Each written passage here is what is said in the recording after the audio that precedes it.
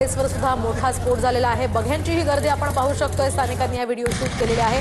मोठी गर्दी या परिसरामध्ये झालेली आहे। धुराचे प्रचंड लोट या परिसरामध्ये सध्या पसरल्याचं आपण पाहतोय। ही दोन दृश्य आहेत। पाकच्या एअर बेसवर हे मोठमोठे स्फोट होत आहेत। आतापर्यंत 4 एअर बेसवर मोठे स्फोट झाल्याची माहिती आहे आणि आता पाकच्या सरगोधा एअर बेसवर सुद्धा भीषण स्फोट झाल्याची माहिती समोर येते आहे आणि या स्फोटानंतर परिसरामध्ये मोठ्या प्रमाणात आवाज झाला आणि एकूणच मोठे धुराचे लोट सुद्धा या स्फोटामुळे पसरल्याची माहिती आहे। इथे स्थानिक नागरिकांनी गर्दी केलेली आहे। त्यांच्यामध्ये सुद्धा भीतीचं वातावरण आहे। मात्र हे स्फोट नेमके कुणी केले याची माहिती अद्याप कळू शकलेली नाहीये। तिकडे औद्योगिक क्षेत्रामध्ये सुद्धा सकाळपासूनच लाहोरमध्ये स्फोटांची मालिका सुरूच आहे। तिकडे बलूच लिबरेशन आर्मीने सुद्धा वारंवार पाक लष्करी सैन्यावर हल्ल्याचा प्रयत्न केलेला आहे। इकडे या ठिकाणी हे स्फोट पाकिस्तानात सध्या होत असल्याचं आपण पाहतोय।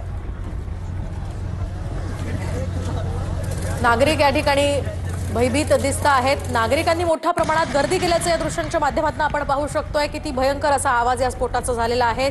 पाकच्या सरगोधा एअर बेसवर हा स्फोट झाल्याची माहिती आहे। पाकच्या सरगोधा एअर बेसवर चांगलाच गोंधळ या ठिकाणी झाला होता आणि नागरिक एका ठिकाणी जमले। बघ्यांची मोठी गर्दी या ठिकाणी झाली होती।